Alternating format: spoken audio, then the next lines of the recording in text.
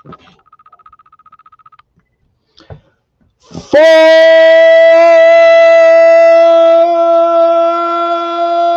gang! I am still a hard man! Let's go!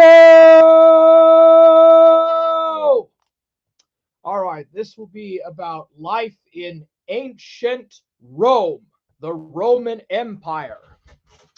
And my namesake, Imperator of Forge, is actually the Latin name for emperor. The title of emperor, or the title of Caesar, or Kaiser, comes from the Latin imperator. It would be later used by royal houses in Europe, such as the Tsar and the Kaiser.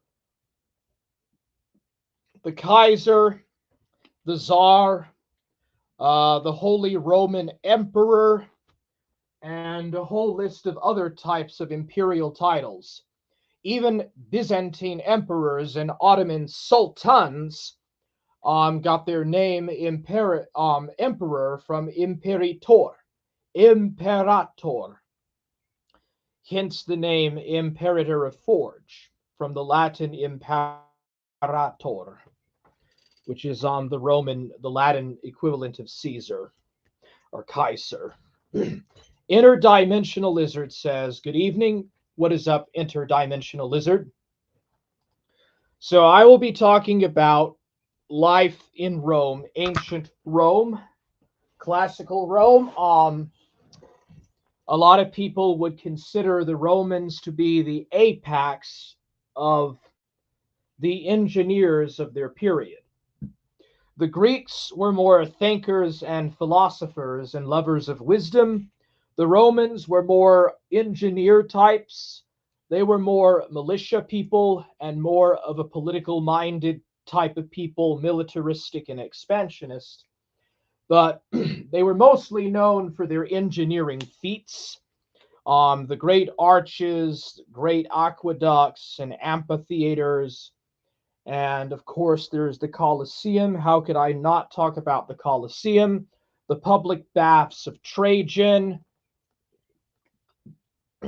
all Hadrian's Wall, all sorts of amazing feats.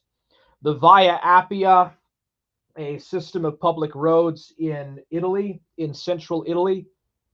The accomplishments of the Romans are almost limitless. And they lasted for over 1,000 years, the 8th century BC to the 5th century AD. So, about 1,200 years. Some people would say that the Byzantine Empire, the Byzantine Empire, was a continuation or just the continuation of the Roman state, and it lasted for another 1,000 years. And there was a Roman state of some kind until the 15th century AD, until the fall of a Greek fortress in the Mediterranean to Venetian or to Ottoman forces in 1477. But I'm not going to talk about that today. I'm going to talk about life in ancient Rome. Let's go.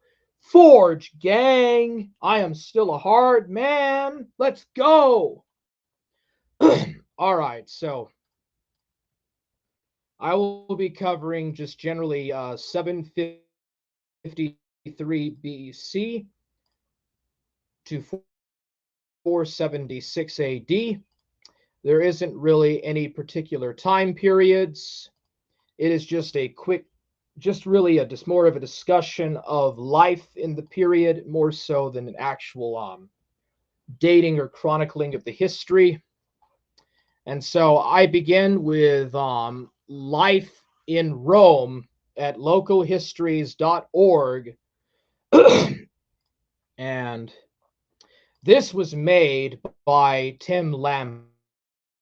So life in, let me make sure that Yeah, it's working. At its height, the population of the city of Rome was probably over 1 million. However, the Roman Empire was an agricultural or agrarian society, where most people made their living from farming, although there were also many craftsmen. Only a small minority of the population lived in towns. In the Roman Empire, there were two types of people: citizens and non citizens. Roman citizens had certain privileges. From 89 BC, all inhabitants of Italy were made Roman citizens. In 212 AD, all free people in the Roman Empire were made citizens. Women had a kind of limited Roman citizenship. They could not vote or hold public office, however. In Rome, the upper class were called patricians. The senators who ruled Rome came from only patrician families. Below them were the equites. They were merchants and bankers and sometimes civil servants or army officers or centurions. All other free people were called plebeians. Many inhabitants of Rome were very extremely poor. However, poverty was very endemic, especially during the late Republic. Often they had to live off a dole of free grain provided by the government. Towards the last decades of the Roman Republic, the last couple of centuries, there was such mass poverty that a certain type of welfare state had to be set up by the Senate to provide for the people. So poor people that lived below a certain degree of poverty were given a shipment of free grain. Many of the inhabitants of Rome were slaves. Prisoners of war were made slaves, and any children slaves that they had, and any children that slaves had were automatically slaves. Most slaves were probably treated reasonably just to keep them working efficiently. Slaves who worked in mines suffered by far the most. Some slaves did manage to save enough money to buy their freedom. Others were granted their freedom by the owners. Roman women. In ancient Rome, women could not vote or hold public office. However, women were allowed to own and inherit property and some even ran businesses. In the Bible, there is a woman named Lydia who sold purple cloth. In certain trades, some women helped their husbands, especially in silver working and perfumery. Furthermore, some women were priestesses or worked as midwives or hairdressers. Some women were even gladiators.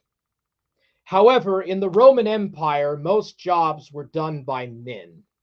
Most women were fully occupied with looking after children and child rearing and doing tasks like spinning wool for the family, the familia. Rich women had more freedom, especially if they were widows. Roman women could also divorce their husbands, which is something that women in the Middle Ages could not do. All right, this is the bust of a woman, maybe perhaps from Vesuvius, Mount Vesuvius, Roman Heracleum. I'm not for sure, but this is a bust of a Roman woman. It could be from the second century AD. I'm not for sure, though. Roman towns. In Rome, Poor people lived in blocks of flats called insulae. Insulia. Most were at least 5 stories high. However, they were often badly built, and their walls sometimes cracked and roofs caved in. Most people lived in just 1 or 2 rooms. Furniture was very basic. Rooms were heated by charcoal burned in braziers.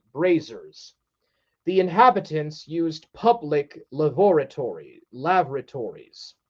Most obtained water from public fountains and troughs. It was too dangerous for the inhabitants of Insulia to cook indoors, and they had to buy hot food from shops. In the center of every Roman town was a rectangular space called the Forum. It was lined by shops and by a public building called the Basilica. Markets were also held on the Forum. Roman clothes. Roman men wore tunics. Roman citizens wore a semicircular piece of cloth called a toga. It was folded over one shoulder. Men wore white togas made of wool or linen.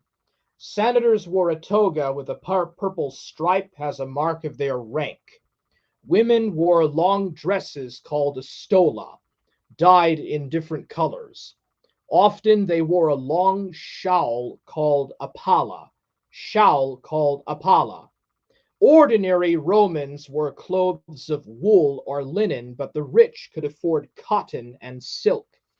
Roman clothes were held with pins and brooches. Both men and women wore wigs and false teeth. Roman games, which were extremely popular for their time. In the towns, another important building was the public baths. In Roman times, people went to the baths not just to get clean, but also to socialize. Roman baths consisted of a frigidarium or cold room, a tepidarium or warm room, and a caldarium or hot room. You usually finished with a dip in a cold pool. To clean themselves, Romans rubbed their skin with olive oil and scraped it off with a tool called a strigil. Larger towns also had an amphitheater where sports such as cockfighting were held, and sometimes gladiators fought to the death. Some Roman towns also had a theater. In Rome, there was a great amphitheater called the Colosseum. It was built in 80 AD and could hold as many as 55,000 people at once. A sunshade or velarium could be unfurled over the heads of the spectators. The people of Rome were also very fond of chariot racing. There were 4 teams: greens, blues, reds, and whites. Their supporters often gambled on the outcomes of the races, treated the charioteers as heroes. However, being a charioteer was dangerous and often ended in early death. The Romans gambled also with dice. They also played various board games. Roman children played with a wooden or clay dolls and hoops, and they played ball games and board games. Children played with toy carts and with animal knuckle bones as well. Life for rich people. All right, so life for rich people in Rome. Rich people enjoyed luxuries such as mosaics, and in the colder parts of the empire, panes of glass in windows, and even a form of central heating called a hypocast. Wealthy Romans also had wall paintings called murals in their houses. The wealthy owned very comfortable furniture. It was upholstered and finely carved and decorated. People ate while reclining on couches. Oil lamps were used for light. Furthermore, some people had a piped water supply. Water was brought into towns in aqueducts that went along lead pipes to wealthy individual houses. Many wealthy Romans owned large estates in the countryside called villas. The villas actually became a lot more popular in the later centuries of the print of the dominate. There was the Principate, and then there was the Dominate period of the empire, and the villas became more popular in the 3rd and 4th centuries. Oil, let's see here. They were usually arranged to be self-sufficient, as well as farm workers who were craftsmen like a blacksmith, a carpenter, and a potter. Both farm laborers and craftsmen could be slaves. If the owner of the villa was absent, a man called a villikis and his wife, the villika, ran the villa. This is also one of the predecessors of the medieval feudal system of Europe as well. The villa, the Roman villa, and the kind of corvée labor around it was a forerunner to medieval serfdom. Roman food. A Roman dining room was called a triclinium. A triclinium. The Romans ate a breakfast of bread and fruit called the ientaculum. At midday, they ate a meal called the prandium of fish, cold meat, bread, and vegetables. The main meal was called the cena and was eaten in the evening. The Romans were also very fond of fish sauce called liquamen. They also liked oysters, which were exported from Britain. Roman education. The sons and daughters of better off Romans went to a primary school called a ludus at the age of 7 to learn to read and write and do simple arithmetic.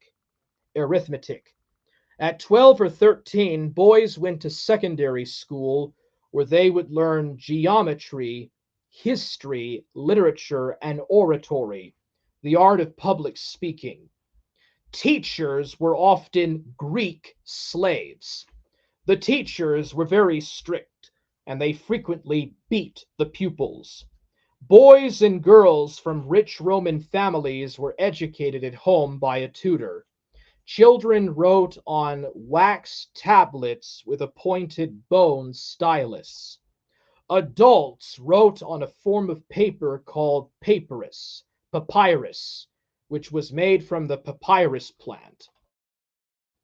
I've already talked a bit about the papyrus when I covered ancient Egypt. Roman transport. The Romans are also famous for the networks of roads they built across their empire. Rich people traveled by horse or on long journeys by covered wagon. Sometimes they were carried in litters, seats between 2 long poles. Roman ships had a single main mast which carried a rectangular sail, although some ships also had small sails at the bow and stern. Roman ships did not have rudders. Instead, they were steered by oars. The Romans also built lighthouses to aid shipping. Roman warfare. In the 1st century, the Roman legionary wore segmented armor, lorica segmentata. He threw a spear called a pilum and fought with a short sword called a gladius. A curved rectangular shield protected him. There were also auxiliary soldiers, both infantry and cavalry. So the Roman legions were a little bit more mobile than the Greek hoplites, but they were the legions were largely about the same. Although they were wider, they had somewhat better weapons and were a bit more mobile, but still largely the same. When they finished their service, after 25 years, they became Roman citizens. When they were on the move, Roman soldiers marched at a steady pace. They covered 30 kilometers a day. At the end of each day, they built a camp. They dug a ditch and used the earth to make a rampart. An army on the move carried wooden stakes, which were erected on the rampart. The soldiers slept in tents. Roman soldiers also formed a formation called a testudo, the Latin word for tortoise. They held their shields over their heads to form an interlocking roof. Soldiers at the front held their shields in front of them to form a wall. The testudo protected soldiers from arrows and javelins. For sieges, the Roman army also had large wooden catapults and giant crossbows called ballista. When an area was newly conquered, legionaries built roads and bridges. Legionnaires also manned permanent stone forts along the frontiers of the empire. Roman religion. The Romans were polytheists. They worshipped many gods and goddesses. Jupiter was the king of the gods. His wife Juno was the goddess of woman and marriage. Minerva was the goddess of wisdom and crafts. Mars was the god of war, and Mercury was the messenger of the gods. Neptune was the god of the sea, and Bacchus was the god of wine. Diana was the goddess of the moon and of hunting. Ceres was the goddess of crops. Saturn was the god of farming. Venus was the goddess of love and beauty, and Vulcan was the god of blacksmiths. Pluto was the god of the underworld, where the dead dwelt. The Romans believed it was important to keep the gods happy. To do this, sacrifices were made outside the gods' temple. Houses usually had a shrine called a lararium, where the family made offerings of food and wine to the gods who they believed protected their household. Children were also given a charm called a bulla to protect them from evil. The Romans were usually tolerant in religion, but they sometimes persecuted Christians. The Romans also introduced religions from the East. By the 3rd century, Mithraism was very popular. It involved the worship of the Persian god Mithras, the god of light and the sun. In the late 1st and 2nd centuries, the Romans practiced cremation. However, in the 3rd century, they began to bury the dead. Citizens were buried in cemeteries outside the walls. Persecution of Christians formally ended in 312 when Constantine converted to the new faith. In 395, Christianity became the official religion of the Roman Empire. Roman medicine. The Romans conquered Greece, and afterward, doctors in the Roman Empire were very often Greeks. Many of them were slaves. Doctors had low status in Rome. However, the state paid public doctors to treat the poor. The Romans also had hospitals called valetudinaria for their wounded soldiers. Later in Roman times, a physician called Galen, who lived from 130 to 200 AD, became a famous doctor. At first, he worked treating wounded gladiators. Then in 169 AD, he was made a doctor to Commodus, the Roman emperor's son. Galen or Galen was also a writer, and he wrote Galen was also a writer, and he wrote many books. Galen believed in the theory of the four humors. He also believed in treating illness with opposites. So if a patient had a cold, Galen gave him something hot like pepper. Galen was also interested in anatomy. Unfortunately, by his time, dissecting human bodies was forbidden.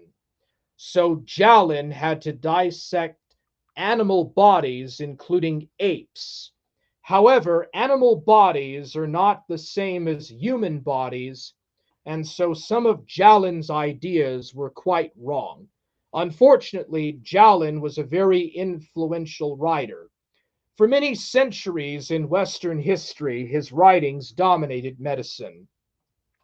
In the first century BC, a Roman named Varro suggested that tiny animals cause disease.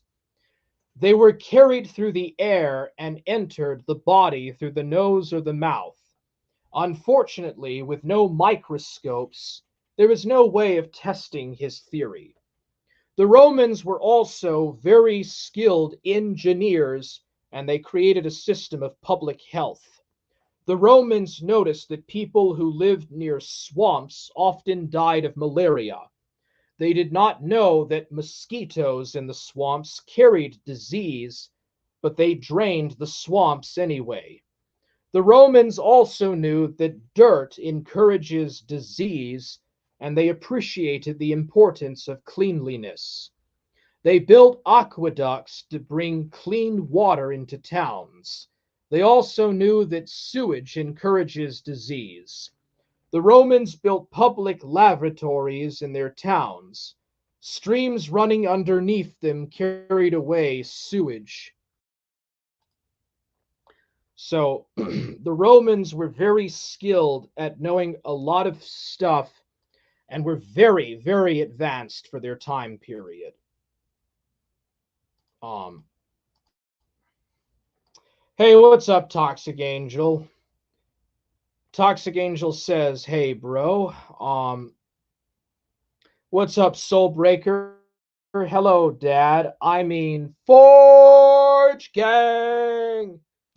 That's right, Forge Gang, bitches. Let's go. All right. So this is East Mira. Drujue drivini miri. Historija drivnigo rima kretko vizja historija." And so that translates into that translates into the history of Rome, which I will now cover. So yeah.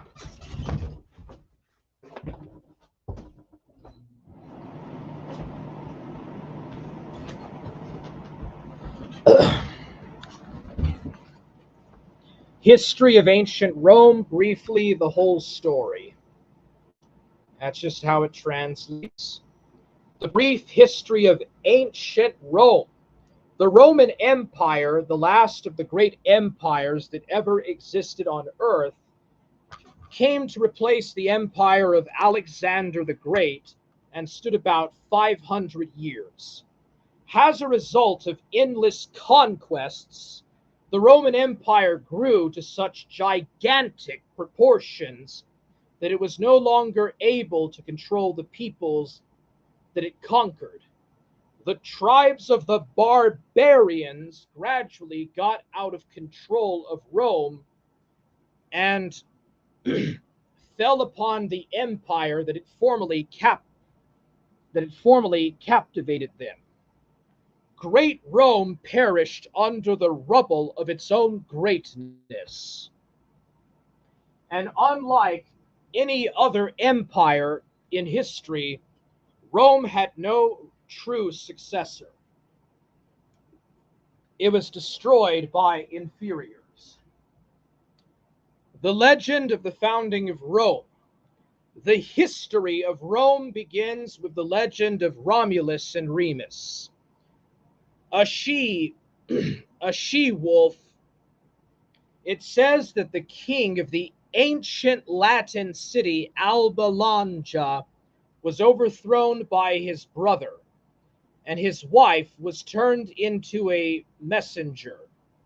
In a sacred grove, she came to the god Mars, the god of war, after which she gave birth to twins Romulus and Remus. Unwanted children, they were put into a basket and thrown into the waters of the Tiber River.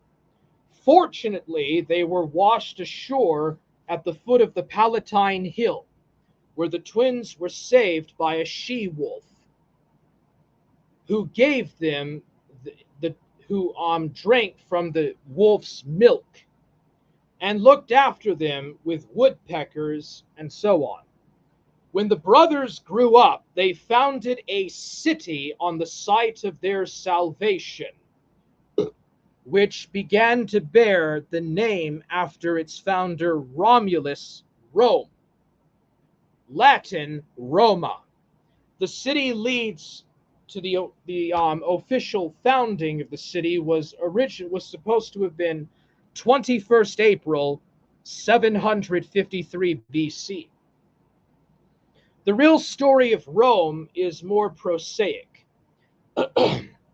Between the second and first millennium BC, small settlements arose on the bank of the Tiber River. They were founded by Italian tribes of Latins and Cybans, who themselves were descendants of an even more ancient civilization, the Etruscans. By 753 BC, these settlements built a joint fortress city, which was then called Rome. The city was founded on 7 hills, because the area between them was rather swampy. From now on, the history of Rome begins. So Rome can be divided into 3 periods: royal or kingly, republican, and then imperial. The Roman kingdom, or the royal period, in the 8th century BC. Documentary evidence for this period has not been preserved, so the data are based on oral traditions. They say that in order to increase the population, Romulus allowed a variety of aliens to enter the country, as a result of which a stream of runaway slaves, tramps, and adventurers poured into the country. So the original population of Rome consisted mainly of robbers and adventurers. For the first few centuries, Rome was ruled by 7 kings, the first of which was himself Romulus, who was the founder.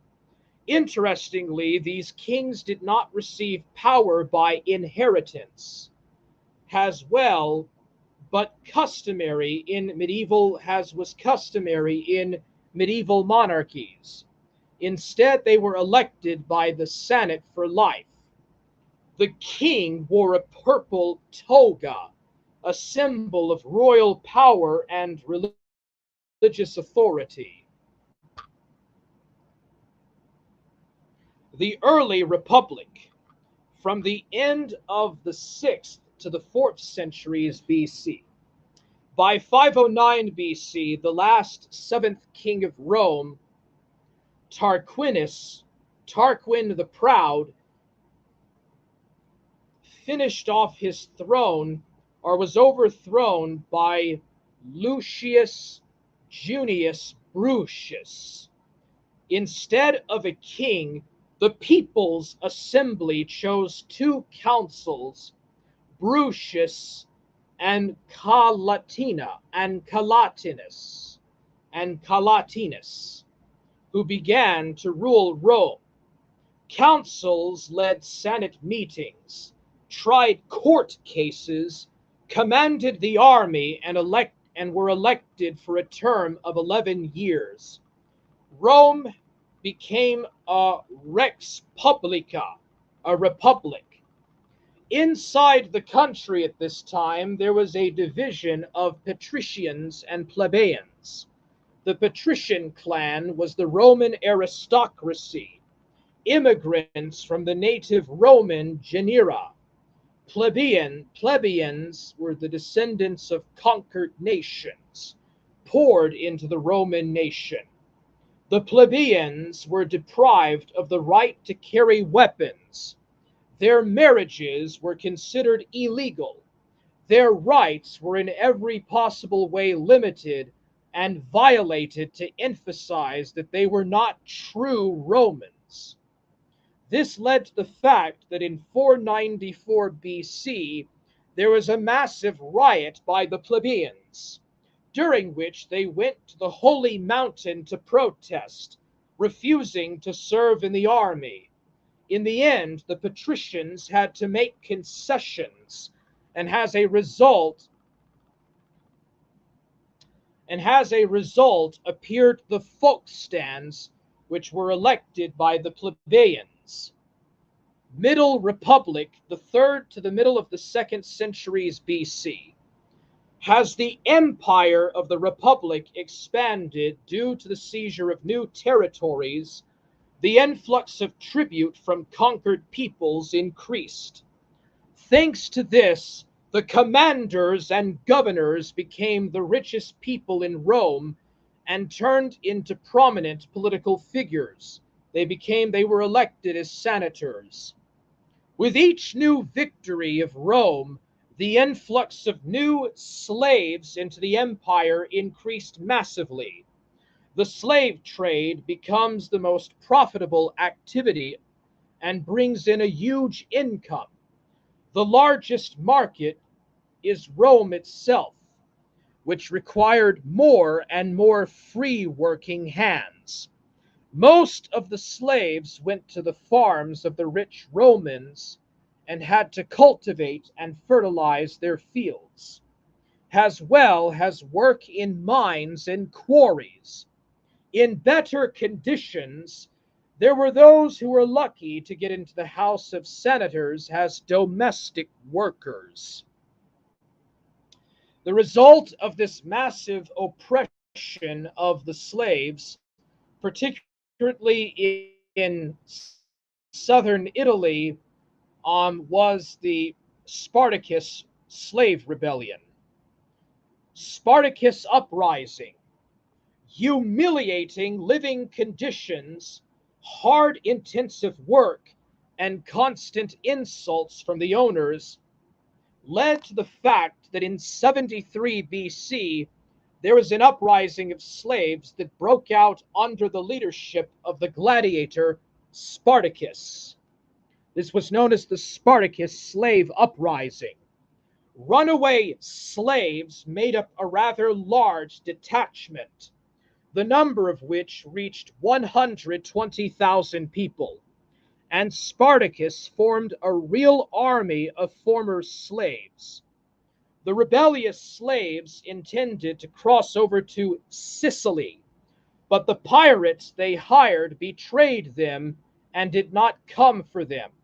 Meanwhile, Rome equipped its army under the command of Marcus Crassus. Marcus Crassus. Marcus Crassus. His troops surrounded Spartacus's army, and after a bloody battle, the slaves were defeated, and Spartacus himself died. 6,000 slaves were captured and crucified on crosses along the infamous Apennine Road leading to Rome. Such were the fate of those that dared rebel. The late Republic, 146 to 27 BC. Rome's trade and political competitor, the North African city of Carthage, was defeated in the Third Punic War, 149 to 146 BC, after which Rome became the master in the region of the Western Mediterranean. In the 2nd century BC, the tribune brothers Gracchus decided to implement land reform in order to limit the number of land plots of the Roman nobility and to redistribute surplus land to the landless population of free peasant farmers. The reform was accepted, but as a result of the conspiracy, both brothers were killed. The First Triumvirate, in 59 BC, was elected to the consul position Gaius Julius Caesar, together with the two most famous generals of Rome, Pompey and Mark Crassus. Caesar formed a political union which was called the Triumvirate. This triple union was the most prominent of the most prominent politicians in Rome, was created in order to suppress the resistance of the Senate and pass laws necessary for the union. In 53 BC, Marcus Crassus led a war against Pompey, which ends with the catastrophic defeat of Crassus, and then he died. He was killed. At this time in Rome, Caesar's daughter Julia, who was married to Pompey, dies after giving birth to a daughter, who also dies a few days later. Thus, the family ties between Caesar and Pompey collapsed, and the rivalry began to shift into a power struggle over leadership. And then, in turn, led to a civil war. The armies of Caesar and Pompey converged in 48 BC in Greece, where Caesar's troops smashed the legionaries of Pompey, after which Pompey took up refuge in Egypt, but was treacherously killed by Caesar's orders. From the Roman Republic to the Roman Empire, having defeated Pompey, Caesar becomes the most illustrious person in Rome. Senate announces that he is now dictator for life, which was considered not an insult, but rather the highest title of power. Caesar carried out several reforms to strengthen the prestige of the city of Rome, the most important event of which is the change in the calendar. Under his leadership, the police were formed, and a new land reform was planned. In the plans, Caesar had the construction of a grand temple in honor of the god Mars, the construction of a giant public theater, and the creation of a library similar to the Alexandria type. At his direction, the restoration of Carthage and Corinth was started, and it was also planned to build a channel through the Corinthian Isthmus, a water canal through the Corinthian Isthmus. He intended to defeat the Parthians and the Dacians in order to take revenge for the defeat of Cora and the death of Chryseis.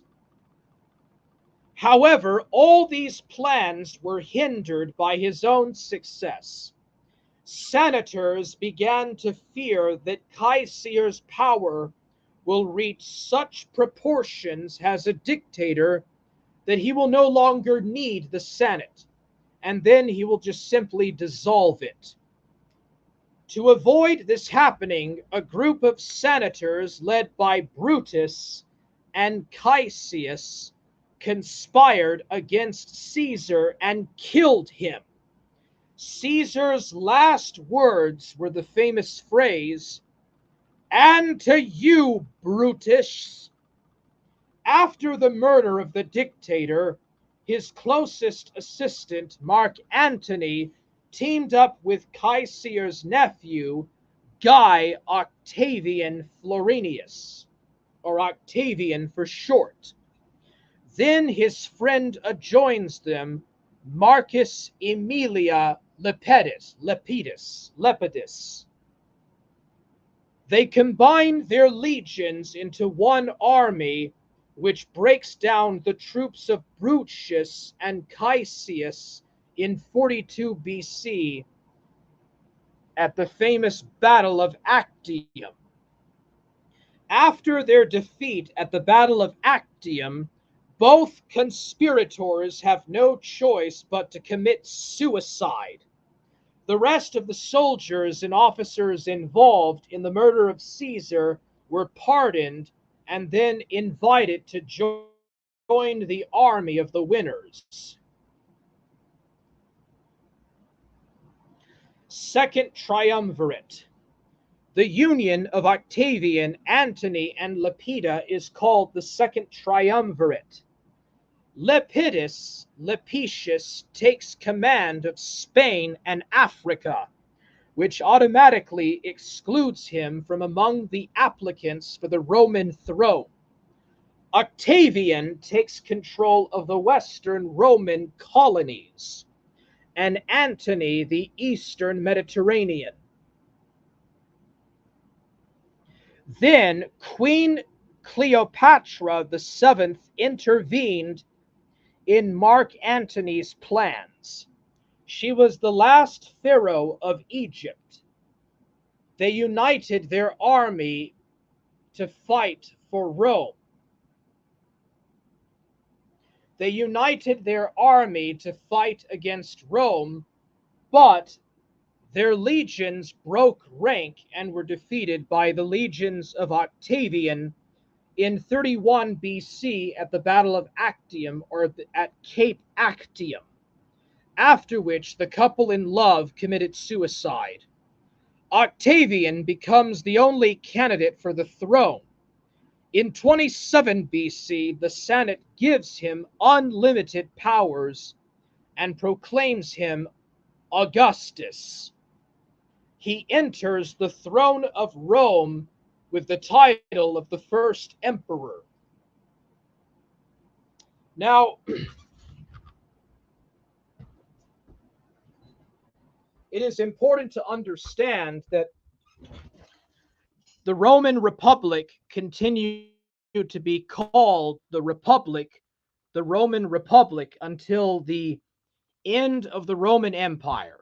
I know this is rather strange, but the Roman Empire was still called the Republic until the fall of the Western Roman Empire. And then it was actually the Byzantines that started to call it the Roman Empire from the 6th century AD onwards. But modern historians refer to the period from 27 BC to 476 AD as the Roman Empire. Roman Empire. First of all, Emperor Octavian Augustus begins to hold military reforms.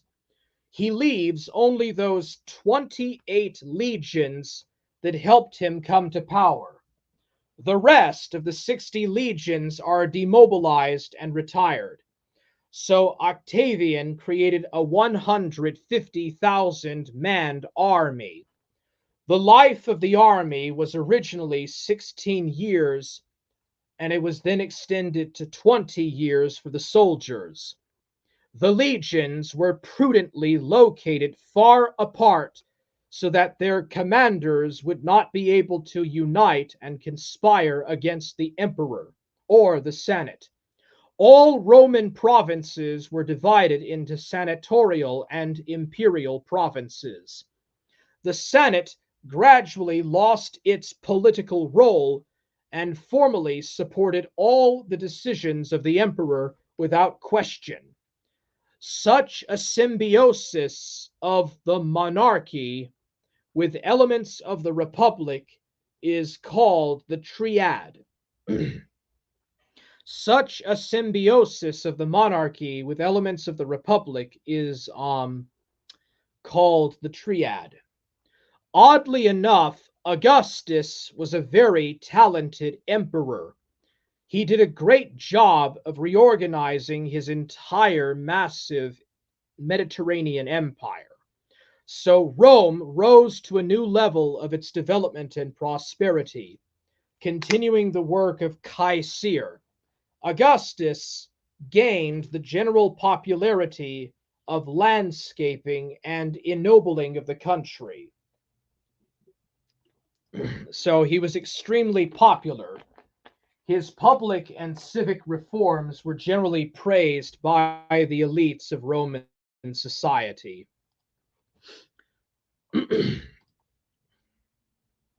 Urban planning and architecture.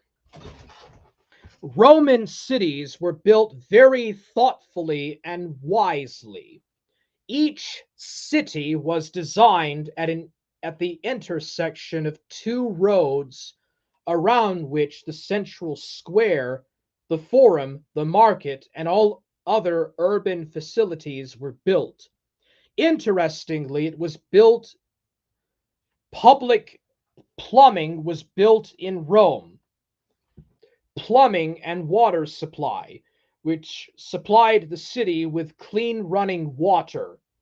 In the city, there were fountains, canals, sewers, and famous public Roman baths with hot and cold pools that were arranged.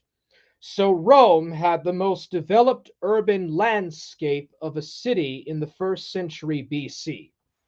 Also, an important achievement of Rome were great roads, which connected the capital to the rest of the empire with all of the remote provinces and provided the army, mail, and trade with an incredibly high speed of movement for the time.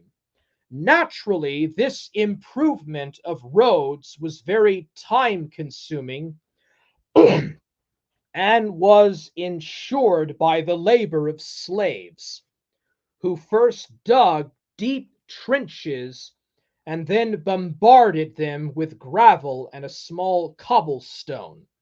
Thanks to this technology, Roman roads were very durable and could last thousands of years.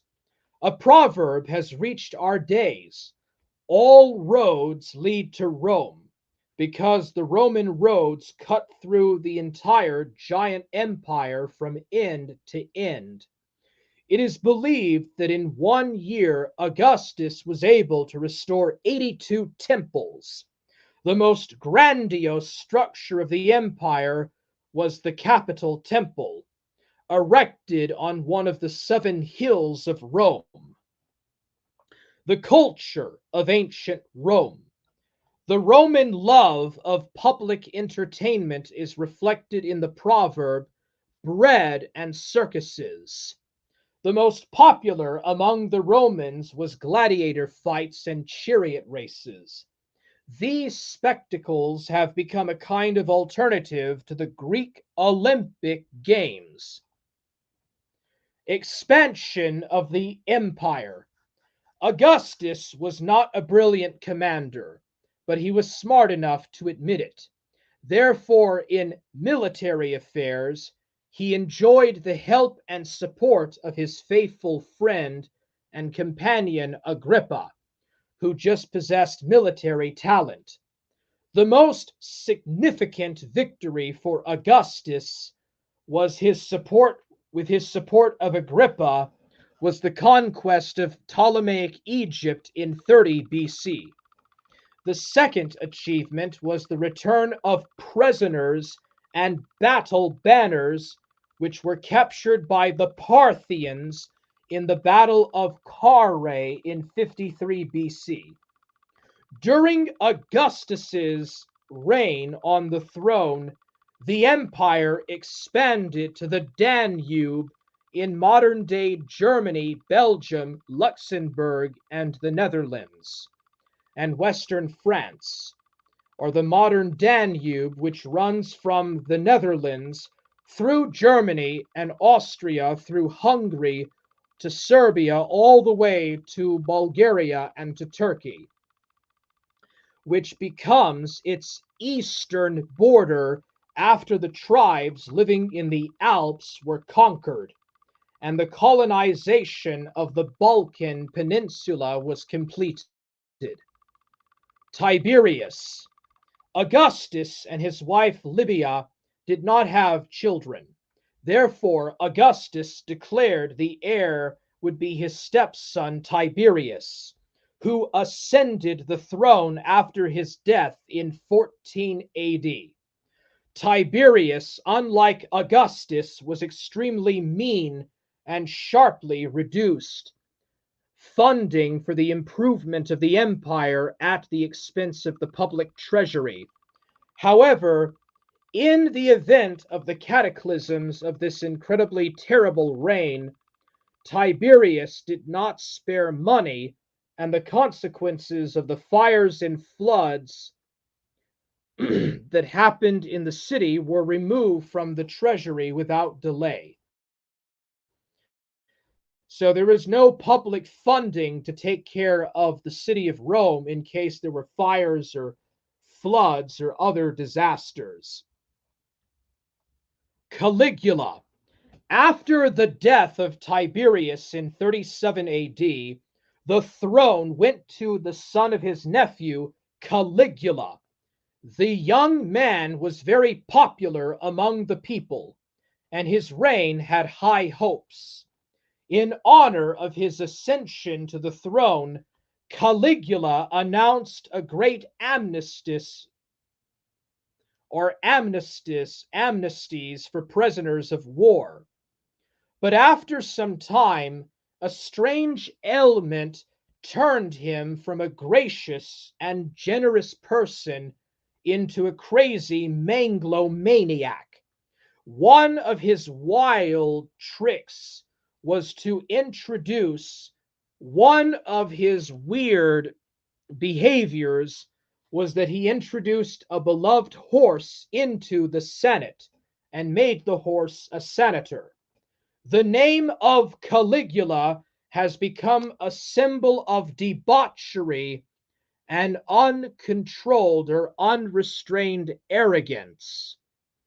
Through 5 years of his mixed rule, in 41 AD, the insane Caligula was killed by an officer of his personal guard, or Praetorian Guard. Claudius.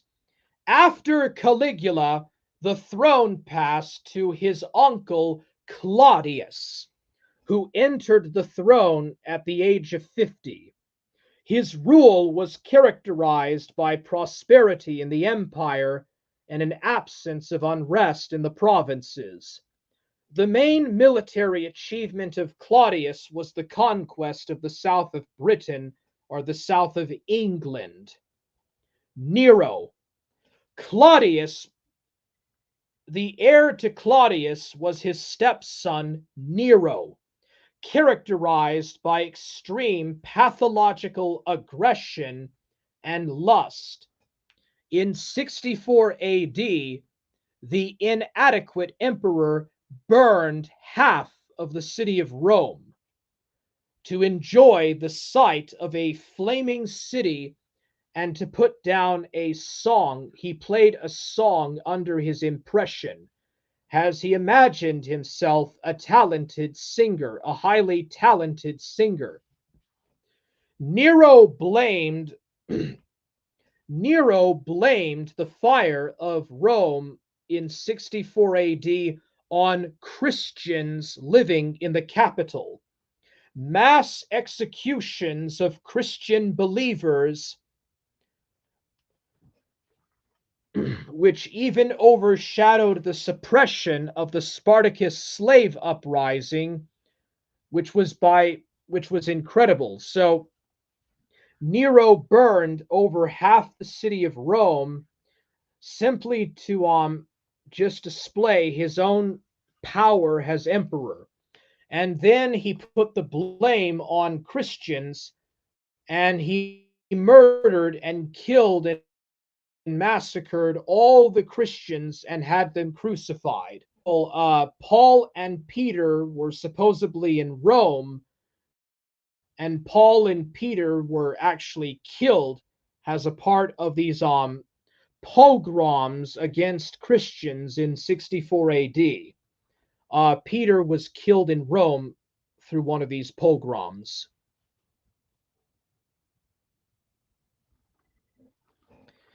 As a result, the insane tyrant, megalomaniac Nero did all sorts of crazy, insane antics. The Romans became fed up with his crazy antics, and his personal guard, the garrison of the Praetorians, rebelled against him.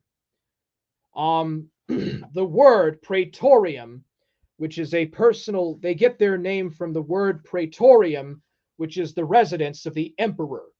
Fleeing the case, Nero rushed his sword into his torso, and his last words, his dying words when he committed suicide, "What an artist the world lost! What a great artist that is dying." With the death of Nero, the Claudio-Julian dynasty ended and was replaced by the Flavians, the Flavian dynasty. The whole next year after the overthrow of Nero was a struggle for the Roman throne, which resulted in a civil war. In the end, the commander Vespasian came into power and put an end to the civil strife. From Vespasian, the throne passed to his son Titus, which was the first time that his son which was the first time in the empire's history that the son became an heir to the emperor. Titus did not rule for long, and the throne passed to his younger brother Domitian, against which he was drawn up in a conspiracy and was killed. Antonius Pius, or Antonius. After the death of Domitian, the Senate elected Nerva the emperor, and this lasted for only 2 years. He only lasted 2 years on the throne. After him, the outstanding good emperors followed the throne. The commander Trajan, commanders such as Hadrian and Trajan, and it was under Trajan that the borders of the Roman Empire reached their maximum extent, trying also to push the barbaric tribes of the nomads as far as possible away from Rome. Thanks to the following 3 emperors, Hadrian, Antonius Pius, and Marcus Aurelius, The 2nd century became the golden age of the Roman Empire. However, the next emperor, Commodus, the son and heir of Mark Aurelius, turned out to be vicious and conceitful. In 92 AD, he was strangled as a result of a conspiracy, and the empire fell again into the abyss of civil strife. And this happened very often throughout all of Roman history. The Barracks dynasty, or the Barracks emperors, or the crisis of the 3rd century. By 193, a clan enters the throne. The Barracks emperors enters the throne for a year. The 2nd emperor of this kind goes by the name of Caracalla. It was Caracalla, who became interested in giving all of the various peoples of the Roman Empire, and the Roman Empire was very multicultural and multi-ethnic and multiracial. Caracalla gave all of the free peoples of the empire Roman citizenship. Starting in 235, the empire entered a period of a crisis of power. Fighting for the imperial throne were 29 applicants. Moreover, only one of them ever died a natural death. So in just a handful of years, 29 different emperors were killed brutally. Only one died a natural death. All the others were murdered. And only with the coming to power of Diocletian in 284 did the empire gain some calm and peace. Under Diocletian, the Triadate, it was under Emperor Diocletian that he replaced the Principate, that is, under Diocletian was replaced the Principate, which was the joint existence of the monarchy and the Senate or the Republic. This was replaced with the Dominate, unlimited imperial power. To rid the empire of civil strife and protect the throne from the pernicious struggle for power, Diocletian introduces the Tetrarcha, the division of the empire into 4 parts, each of which was ruled by a tetrarch. However, the idea did not justify itself. After Diocletian retired, the young tetrarchs again fought among themselves in an attempt to capture all 4 tetrarchies of the empire. It was finally in this struggle for power that a winner came out by the name of Constantine, or Constantian, who was one of the tetrarchs. The rest either died in battle or were killed in a conspiracy. Constantine I and the end of the empire.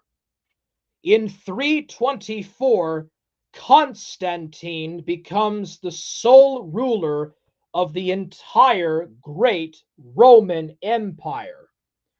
He is famous for being the one to end the persecution of Christianity, or the religion of Christianity. It was under Constantine that the persecution of the Christians ended. Christianity went from being a persecuted, marginalized faith into being the state religion of the empire. Rome, from the capital of the giant Mediterranean empire, first becomes the center of one. Rome went from being the capital of a giant multiracial, multicultural empire to being only the center of one of four tetrarchies, and then completely lost its formerly great status. Constantine transferred the capital from Rome to Nova Roma, New Rome, in a small town known as Byzantine, which was then renamed to Constantinople in honor of Constantine the Great. At the same time, the territory of Rome by that time had already increased in size as a result of endless conquests, which became very difficult to manage and administer. In the end, the empire became split into West and East. The East became Byzantium or Byzantian, with its capital at Constantinople.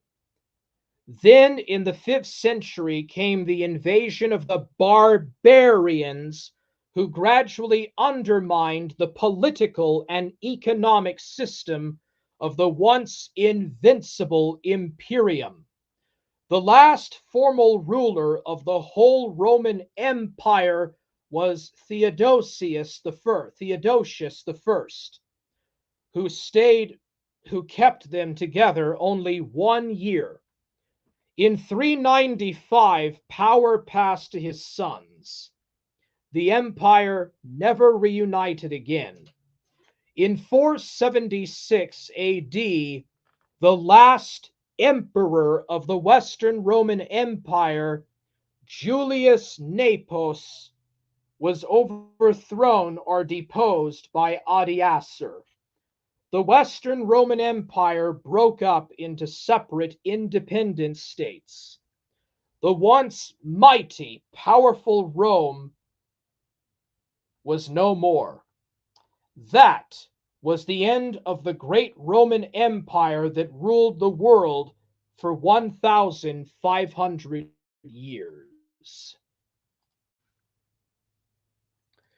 What's up, Code of Truth? Hey, can you hear me? Can you guys hear my mic? Can you hear me talking right now? Code of Truth says, Forge King! I'm going through Life in Ancient Rome, Code of Truth, if you're interested. So now I want to talk about some of the features of ancient Rome, some of the contributions and the overall achievements of the Romans. The Romans were mainly known as engineers, and they were mainly known for their extreme tolerance, their military and engineering achievements. But yeah. Okay, thank you, Interdimensional Lizard. Features of ancient Roman civilization. Ancient Roman civilization has become the foundation on which the main values of modern Europe are based. The Romans left an unrivaled amount of achievement and an indelible mark on world history. Anyone who touches the annals of the history of this civilization is set out to find how the features of the development of ancient Rome influenced the subsequent history of mankind. The origins of ancient Rome are remarkable in that the beginning of this civilization was laid by refugees, prisoners, escaped slaves, and refugees from the defeated city of Troy, miraculously saved in the bustle of fires and robberies committed by Agamemnon and a handful of residents of Aelion. They were led by, I can't make out what that translation is, but anyways, these, according to legend, these Trojan refugees were led out of Troy and made it to Italy, where they created Alba Longa. And it was from Alba Longa, Alba Longa, that Romulus and Remus derive from. Led by Aeneas, or Anne, who managed to hide these refugees. They, plunging onto the ship, went to look for a new refuge for themselves, and found it at the mouth of the Tiber River. This is what is narrated in the, this is at least what is written in the Aeneid by the ancient Roman poet Virgil. A beautiful legend begins the history of one of the most powerful states of the ancient world. Ancient Rome, in the history of its existence, went through three stages of development. The royal period, from the moment of the founding of the city in the 8th century to 510 BC. Republican period from 510 to 30 BC. The imperial period from 30 BC of our era to 476 AD of the Common Era. The development of ancient Roman civilization took place under powerful cultural influence of the Etruscans, or the cultural influence of the Etruscans, and the highly intelligent ancient Greeks and enterprising Latins. Together, the Etruscans, the Greeks of Magna Graecia, and the Latins came together to form this civilization. At first, they coexisted with the founders of Rome, and then smoothly dissolved into an array of citizens, the all-destroying state of the ancient world. The full apogee of the power of sovereign Rome falls in the 2nd century BC, when it crushed under its power the entire area of the Mediterranean, subjugating the peoples of Europe, the Maghreb, Egypt, and the Middle East, conquered countries with a limitless source of slaves. The Roman state became a country of classical, fully developed and utilized slavery, or classical slavery. And therefore, it is with the Roman civilization that the most sophisticated and extensive form of slavery happened. In ancient Rome, the soil was cultivated, which gave rise to European civilization. The decisive influence on the subsequent stages of European development was manifested in the Roman tradition so the decisive influence of the subsequent stages of European development was manifested in the Christian tradition and legal continuity of Latin law. Roman law to this day is the basis of modern jurisprudence.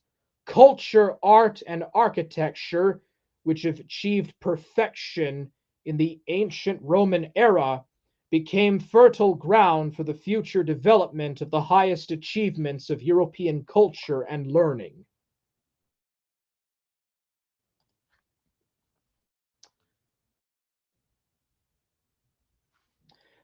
Now I want to talk about Roman inventions and achievements.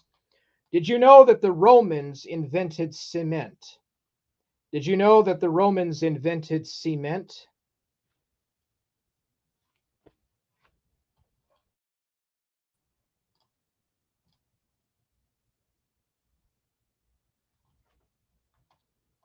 Anyways, I'm going to talk about some of the Roman inventions and achievements. So,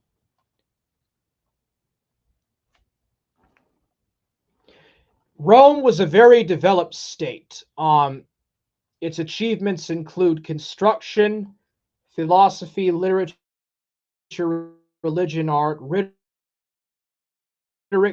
historiography, and science. Lawmaking, reform of the calendar, which is the Julian calendar, and the Latin alphabet, which became the basis of all Western alphabets. So, yeah.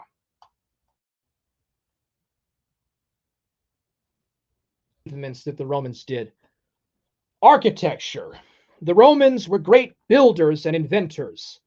The first important achievement was the improvement of concrete, natural cement, which was already in use in ancient Assyria. For the first time, the Romans used concrete in 150 BC. This invention of antiquity was forgotten in the Middle Ages. Roman concrete was marked by extraordinary durability and water resistance. Many of the ancient monuments in the entire Mediterranean basin were made of concrete. Some of them survive to this day. The most spectacular example is Pantheon's dome, made from cast concrete, which is 43.3 meters in diameter, weighing about 5,000 tons, and was created in the years 118 to 125 AD.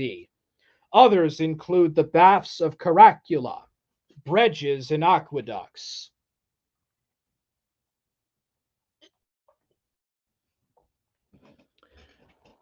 Let's see here. Roman concrete. Romans produced concrete from a mix of lime and volcanic rock or ash. The type of cement used for the underwater structures consisted of lime and volcanic ash, and the mortar was mixed with the tuff and placed in wooden molds. After immersion in water, an immediate hot reaction occurred.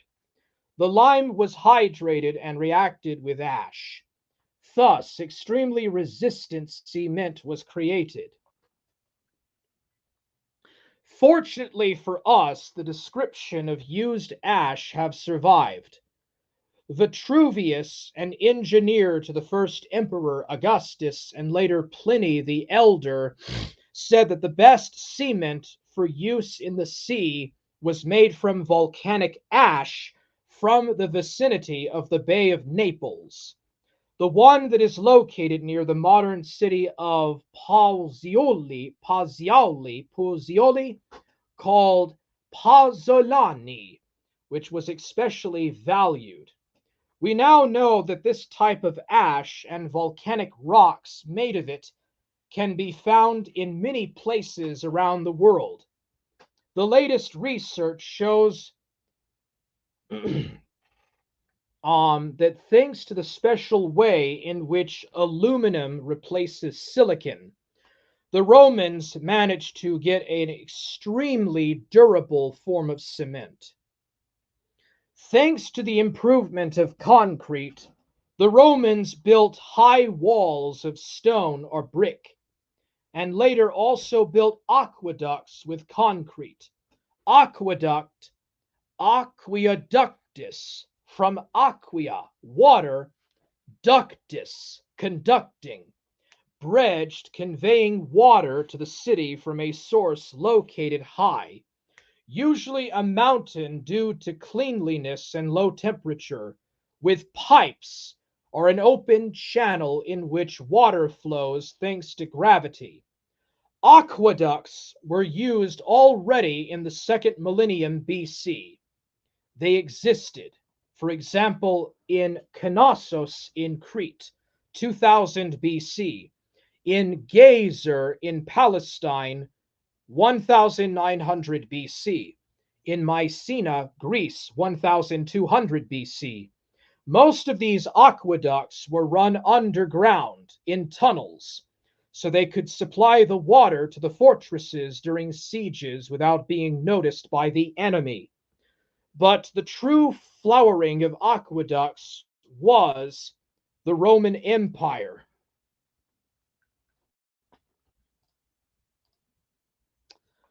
All right, so the first Roman aqueduct was built in 312 BCE by Appius Claudius. And in the first century AD, Rome was supplied with water by aqueducts with a total length of about almost 420 kilometers. Thanks to cement, it was possible to build permanent bridges on large rivers like the Danube. Romans built arched bridges and used stone, brick, and wood as materials. The Via Appia is the oldest of the Roman roads, called Regina Viris, Regina Varis by the Romans, meaning the Queen of Roads. It starts in Rome at Sarco Massimo, and runs, now with breaks, south to Capua near Naples, where it turns east and continues to the city of Brindisi on the Adriatic coast, joining Via Triania there nowadays with Via Adriatica. Creative Commons Attribution Share. In architecture, new solutions and elements were introduced, such as barrel vaults and domes. Thermes were built, sports and recreation centers, where steam and water baths were located. There were swimming pools, bathtubs, and showers. The drainage system was improved, with which drainage was carried out. Public chalets were built for the first time. The Romans were also building excellent roads. Roman roads had a thick layer of stone pavement, providing stability and resistance to load.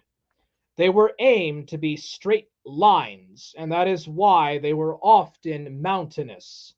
Roman roads have been the main arteries of European transport for many centuries, long after the fall of the empire. Even today, many roads run along their routes. The Romans also used war machines, the Greeks as well, to win battles. The Greek catapult was able to throw stones. The Romans created a new type of catapult, the so-called ballista, which, unlike the catapult, fired shots rather than stones. The shots were fired with two levers with torsion springs. Philosophy. At the turn of the 3rd and 2nd centuries BCE, there was a fierce struggle between the supporters of ancient Roman customs and the followers of the Greek culture that permeated Italy. Although the influence did not initially affect the entire Roman society, its importance in the circles of the Roman aristocracy was constantly growing. Philosophy was definitely an important achievement of Rome. Conceitedly, the Stoic philosophy was more appropriate for the Romans of the old date. It emphasized the role of the citizen in relation to the duty of the state, his civic duty to the state. But during the civil wars in the 1st century, Epicureanism presented a life free of duties found many supporters. The advantages of this Epicurean philosophy were raised by one of the greatest of the Roman poets, Titus Lucretius Carus. In the poem De Rerum Natura, he pictured a philosophy which was supposed to show a man tired of the present, a happier perspective, freedom from fear and from superstition. However, apart from this one exception, the Romans did not create any original philosophical system, limiting themselves to agreeing on different viewpoints borrowed from pre-existing philosophical schools and accepting only those that seemed the most appropriate for them. This direction was called eclecticism, and its most prominent representative was Cicero, a famous orator and theoretician of pronunciation. The most famous philosophers were Lucius, Annaeus Seneca, Epictetus, Apicius, Dion of Prusa, and Emperor Marcus Aurelius, who was a famous Stoic emperor. Of the early 2nd century. So not really a lot in the realm of philosophy. Literature was another, though no less important, great Roman achievement. Busy in constant wars and conquest, the Romans did not pay much attention to writing. Only for religious needs there were created songs, Carmina, and Latines, for the worship of the gods. Indigitamita. However, under the influence of the Greeks, this situation began to change. The first writers were not Roman in origin. The first writer was Andronicus, who translated the Odyssey into Latin. He also translated Greek comedies and tragedies. Thanks to him, 2 other men got interested in writing. Naevius, who in the 3rd century BCE wrote a poem about the First Punic War, and Aeneas, the author of the first national epic entitled Annals. The Romans wanted to prove their superiority over the Greeks, not only militarily, but also culturally. It forced some prose writers to become interested in literature. The main representative of the prose writers was Marcus Porcius Cato, also active in politics. He was the author of several works of a practical nature, more suitable for the Roman way of thinking. Cato, a great farmer, in the work on cultivation, De Agricultura, the oldest document of Latin prose which has survived, gave the methods of the most beneficial farming in the country estate. Thanks to the passion for the games taken over from the Etruscans, dramatic work initially based on Greek literature began. The most common form on which the Romans based was comedy, which was popularized by Placius. He transformed various Greek comedies by adding colors to the Roman realities. On the other hand, tragedy was also developing. Poets such as Annaeus, Marcus Pacuvius, Lucius Actius, Lucius Aetius deserve credit here. In their plays, they worked out only on native topics. They worked not only on native topics, but also take ideas or borrowed ideas from Greek art. Religion. Another achievement for the Romans was religion. In the 2nd century BCE, Roman religion underwent far-reaching Hellenization. The pantheon of Olympic gods was transplanted to Rome, and Roman gods were identified with the Greeks. However, in public life, old cults and rites were preserved. In addition to the official cults of gods recognized by the state, there were also propagandist cults such as one of the gods, Dionysus. The cult of Cybele, also known as the Great Mother, was highly popular among the slaves. Italy experienced a real invasion of the Eastern cults of organistic character. So, in the later centuries of the empire, there was a lot of influence from Oriental cults or foreign cults. Christianity was just but one of hundreds of these different cults that were pouring into Italy and other parts of this far flung empire. Art. The Roman achievement was also art. The field of art was very extensive. However, all its elements changed completely in the 3rd century BC. From the beginning of the Republic, Roman temples were filled with statues of the gods and works of the Etruscan masters.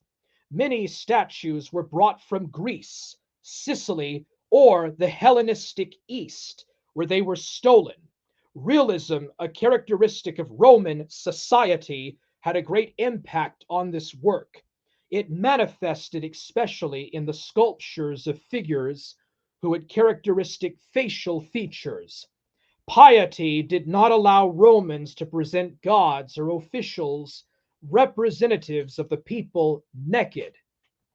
Painting, mainly decorative, was also developed.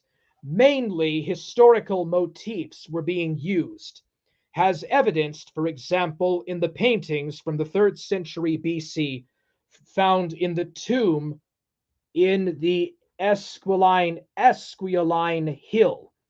Thanks to the following extension of Rome, artistic creativity, especially sculptural, also began to develop more intensively, reaching a level equal to Greek art. Everything was decorated with sculptures, market squares, and even monumental buildings, however, was dominated by plant-based ornaments. Noteworthy are the crafts made of stones. The most famous work was the Gemma Augustea, depicting Augustus with his family. In Rome, there is also great silver vessels, for example, from the treasury of the Boscorile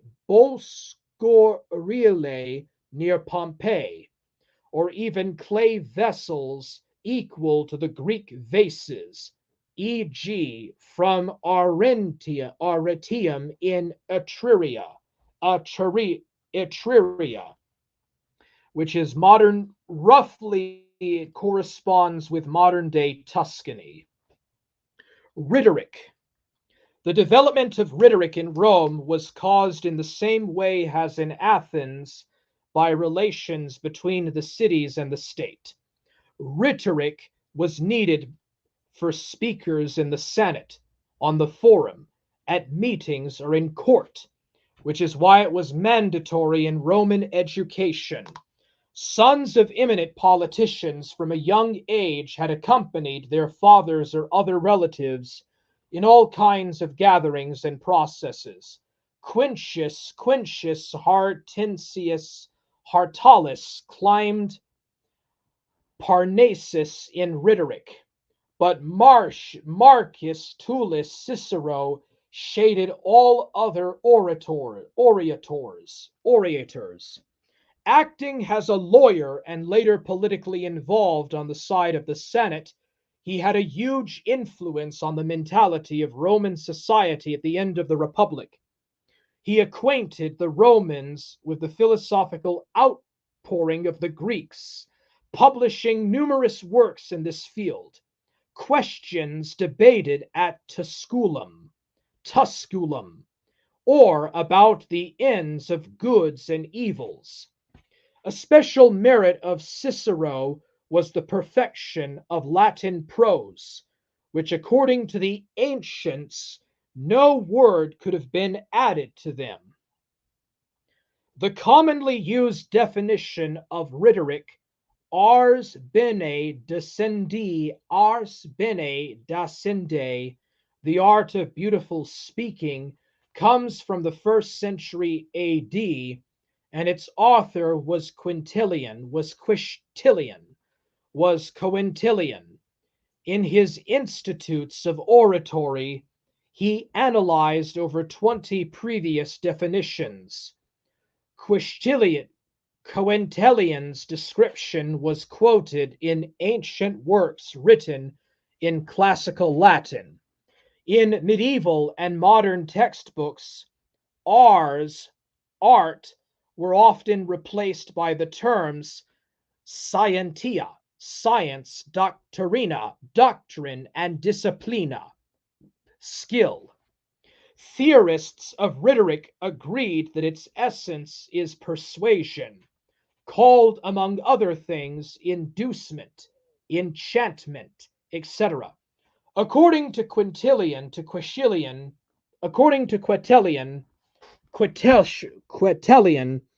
rhetoric was usually referred to as the power of persuasion. It should be noted, however, that rhetoric was only true during the early empire. Later, it became unnatural. Before the performance, the entire speech had been prepared for the presentation of one of the speakers. Tacitus, a historian living at the turn of the 1st and 2nd centuries AD, mentions it in his work Dialogus de Rhetoribus, Dialogue on Oratory. As the main cause, he indicates a decrease in the quality of education. The politicians during the Principate did not gain experience by observing political life, but in schools they learned together with their peers, not individually. In addition, speeches were prepared for topics ripped from political reality, for example, from mythology. Another reason was the change of the political system. When most of the power rested in the hands of one man, there was no need to seek the voices of the people, and thus oratorical abilities became useless. Hence, the art of pronunciation began being used only as a show and addressed trivial things. In addition, a relative order occurred in Rome. In turn, in times of crisis, when there were lots of plots, few frauds, and corruption, there was an opportunity to restore rhetoric to its previous stolen dignity.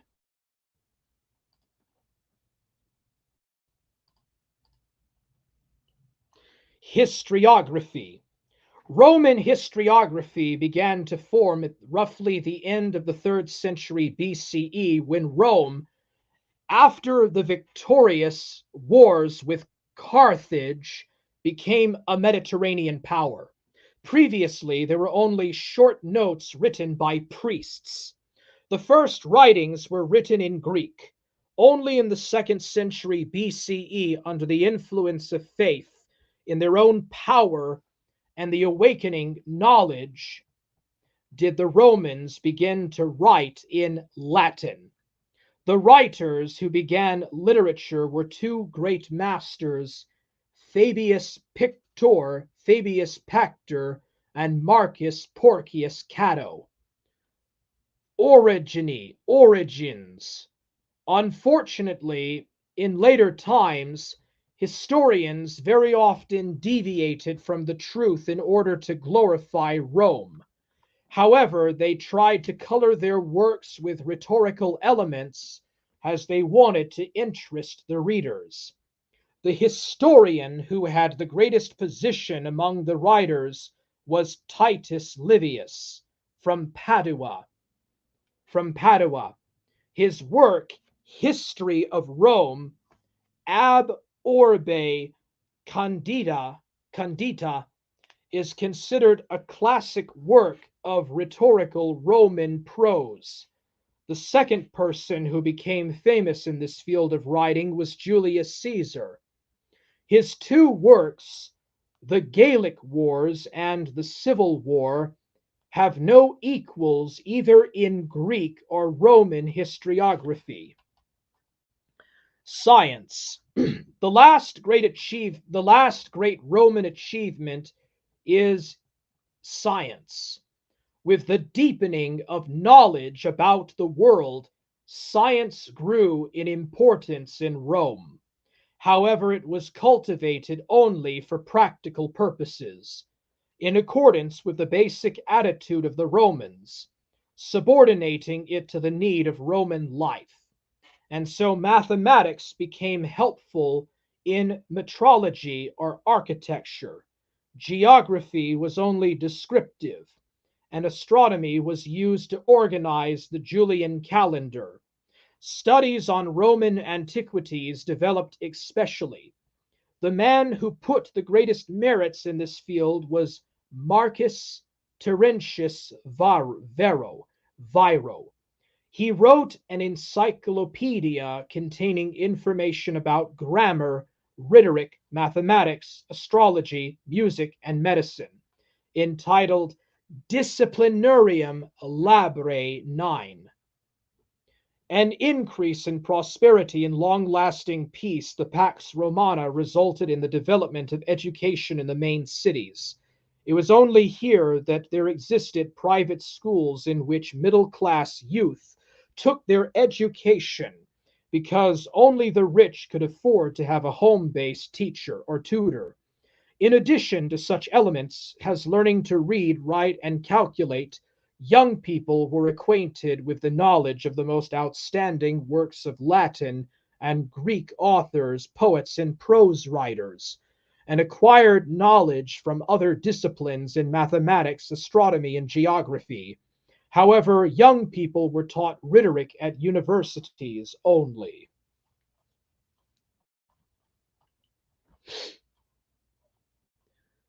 Via Appia was one of the oldest Roman roads, many fragments of which can be admired to this day. The total length of the Apennine Road is over 530 kilometers, which proves how well developed the Roman Empire, the Imperium or Roman Imperium was. Hero of Alexandria, or Heron of Alexandria, was a Greek mathematician and engineer living and working in Alexandria.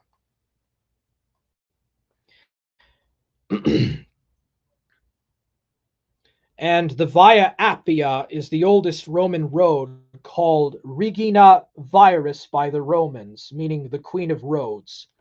It starts in Rome at Sarco Massimo and runs, now with breaks, south to Capua near Naples. I think I already read this. Marcus Porcius Cato fought with all Greek influences, being a supporter of Roman traditional virtues. Titus Livius was a teacher of rhetoric. 30 BC, he moved from Padua to Rome. Despite being a member of a wealthy patrician family, he did not take up a political career. Typical for the Romans, he did not hold any offices, nor he was a member of the Senate. He spent all his life teaching rhetoric and writing.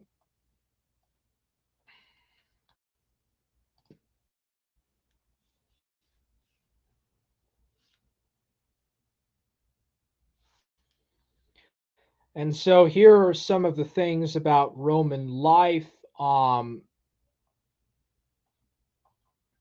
Family life was extremely important to the Romans.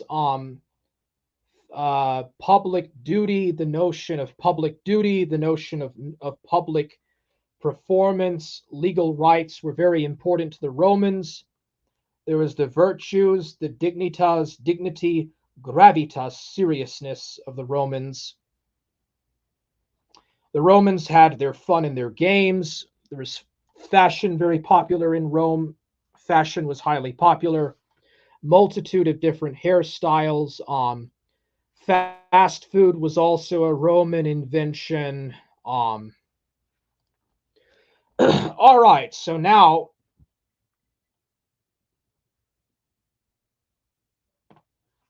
I will give you an example of some Roman literature. I am going to be quoting from Virgil, the Georgics, Book 1, Agriculture and Weather. I'll begin to sing of what keeps the wheat fields happy, under what stars to plough the earth, and fasten vines to elms. What care the oxen need, what tending cattle require. Myakinas, and how much skill's required for the thrifty bees. O you brightest lights of the universe, that lead the passing year through the skies, Bacchus and kindly Ceres, since by your gifts fat wheat ears replaced Chionian acorns, and mixed Achelous' water with newly discovered wine, and you fauns, the farmers' local gods, come dance together, fauns and dryad girls. Your gifts I sing, and you, O Neptune, for whom earth at the blow of your mighty trident first produced. Whinnying horses, and you, Aristaeus, planter of the groves, for whom 300 snowy cattle graze Chia's rich thickets. You, O Tygian Pan, if you care for your own Mainulius, Maianalus, leaving your native Lycaean woods and glades guardian of the flocks, favor us, and Minerva, bringer of the olive, and you, Triptolemus, boy who revealed the curving plough, and Silvanus, carrying a tender cypress by the roots, and all you gods and goddesses whose care guards our fields, and you who nurture the fresh fruits of the unsown earth, and you who send plentiful showers down for the crops, and you too, Caesar, who in time will live among a company of the gods, which ones unknown, whether you choose to watch over cities and lands, and the vast world accepts you as bringer of fruits and lord of the seasons, crowning your brows with your mother Venus's myrtle, or whether you come as god of the vast sea, and sailors worship your powers, while furthest Thule serves you, and Tethys,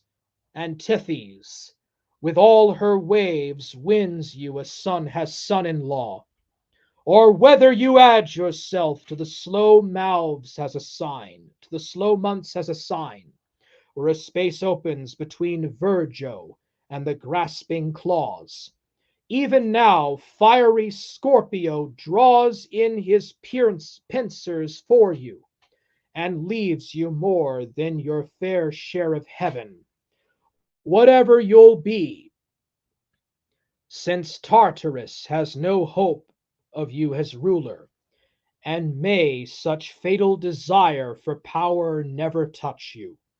Through Greece, though Greece might marvel at the Elysian fields, and Proserpine, re-won, might not care to follow her mother, grant me a fair course, and agree to my bold beginning, pitying the country folk with me who are ignorant of the way. Prepare to start your duties, and even now hear our prayer. And so that is just simply just a very small portion of some of the Roman achievements. From 753 BC to 476 AD, the Romans were the masters of true engineering feats.